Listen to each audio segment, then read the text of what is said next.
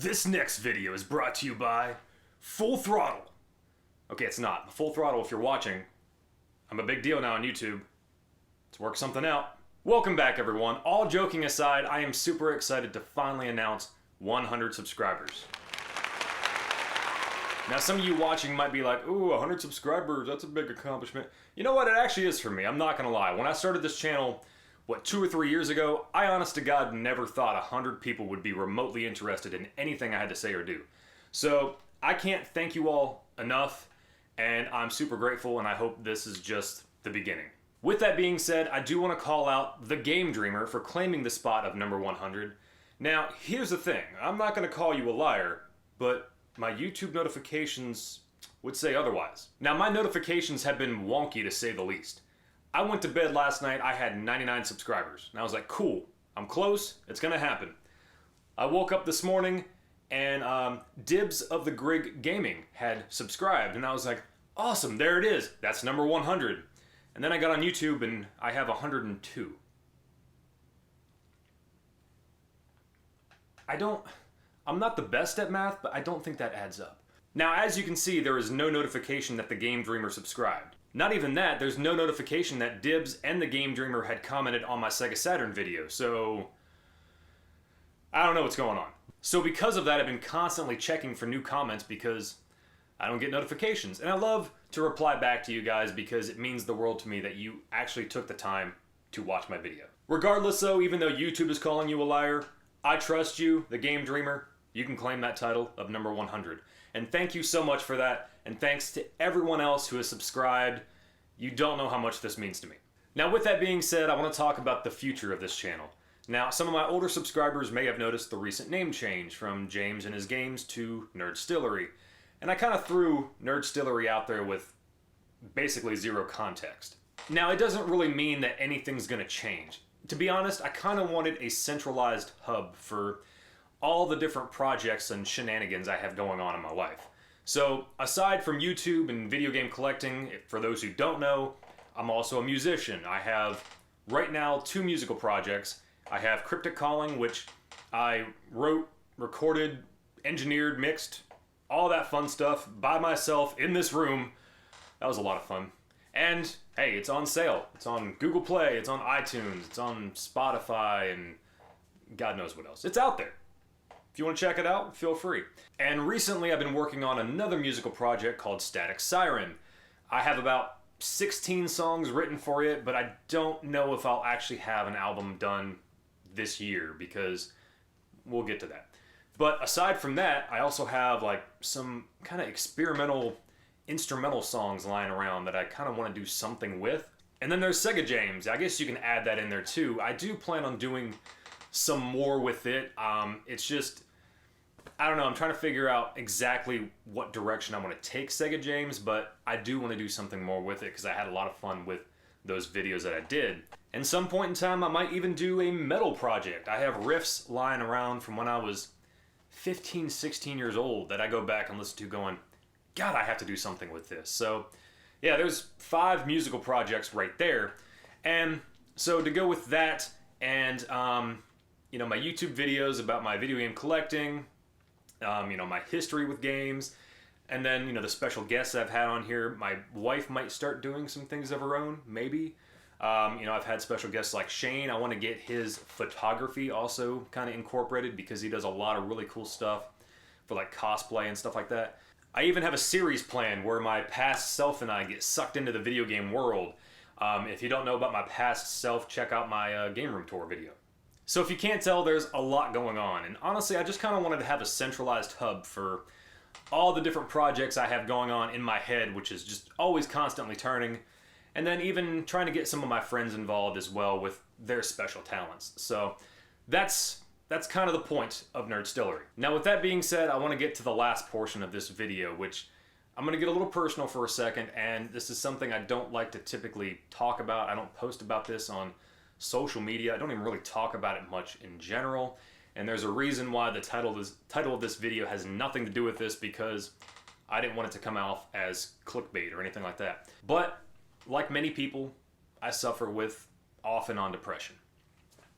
And it's nothing I went and got like help for, because it was never like crippling, and I know people out there have it worse than I do. But recent events have kind of hit me pretty hard, and I feel like it's kind of negatively affected, me wanting to do this channel, even me wanting to do my music. It's really kind of affected me in that way. And for me, it's always been based around work. Now, it's not so much that I have to work. It has nothing to do with that. It's the fact that, I don't know, for me, I always set higher expectations for myself when it comes to work.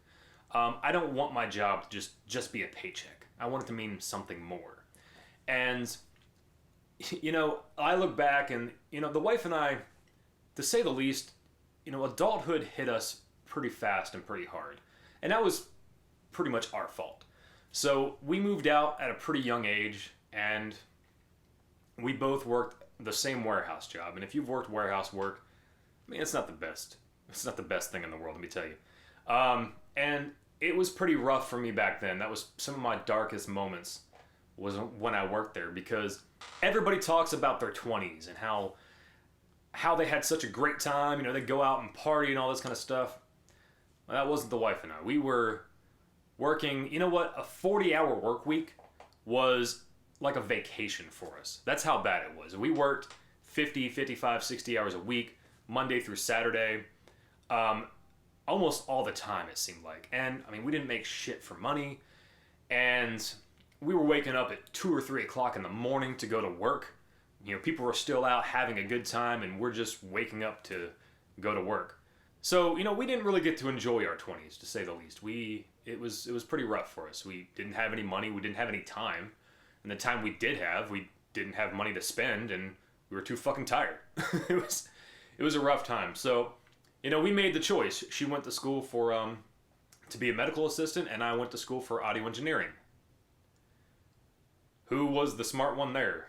Now, don't get me wrong, I regret going to school for it, when I have to pay for that student loan, but it's not going to waste. This channel probably wouldn't exist if it wasn't for that degree.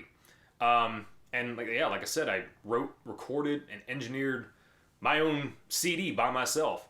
So, that education is going to use. It's just not financial. And maybe hopefully in the future it might be. But that's the future. I need to worry about now. So, anyway, I lost my job at that place. I was happy about it because I was like, you know what? I'm going to find something better. And I did. The company I work for now, I make decent money. I'm not rich, but I wish I was. But, it put me in a better financial state. But, again, I have high expectations for myself. And I knew, I was like, you know what? There's opportunities here. I'm going to work hard. I'm going to get to where I want to be. Well, 5 years now, I've been basically stuck. I've been at a dead end, and no matter how hard I work, no matter what I do, it leads to nothing. And honestly, there's only so many times you can be knocked down and rejected before you're just like, why? Why even try? When you know the result's going to be for nothing. But I'm not that kind of person. I'm not a give up kind of guy. And so I recently transitioned to a position that I was like, wow, this is it. This is going to evolve to something. I'm going to learn some new skills, something good's going to come out of this. And man, they lured me along too. Like they were like, yeah, this is how it's going to be. And then overnight, all of that optimism was just swept away overnight. And I basically saw what the future for that position was, which was basically a huge step back for me. Basically, I'm going back to day one, it seems like. At least in my mind. And basically my entire team that I work with feels that same way. So you can imagine how 5 years of hard work and dedication all for nothing. And man, it hit me hard. I'm not gonna lie. So recently though, I've been a lot more optimistic because I was like, you know what, I'm gonna make a change. I can't keep relying on this business to make me successful. As much as I would like to be successful and help them be more successful, that's just not how it works apparently. And I decided to go back to school. So starting in July, I will be going to school for web developing. So back to the Nerdstillery website. I plan on having that done by the end of this year because it's a 24-week course. So it's not very long, thank God. It's not like a 2-year thing. But I'm hoping something good will come out of it. And I can get a better job that has a future, and I'm not constantly worried about, if I lose this job, what the hell am I going to do with my life? Because, again, this is just what constantly is going through my mind. And I'll be in a better state of mind to where I can deliver even better and more content to you guys, the viewers. So, yeah, that's pretty much it. With that being said, I'm not looking for sympathy or anything. I just wanted to be open and honest with you guys about what this year is going to look like. So starting in July, content might be kind of slim. Now, hopefully not. I'm going to try my hardest to get as much content as I can recorded and edited before July. That way I can at least have 1 video a month still posting, if not 2. So, but again, I just wanted to be honest and let you guys know because I'm super excited to be finally at 100 subscribers, and I can't thank you guys enough for that. And I don't want to just kind of, dip after that because I'm going to school. But, all of my free time is going to have to be focused on that.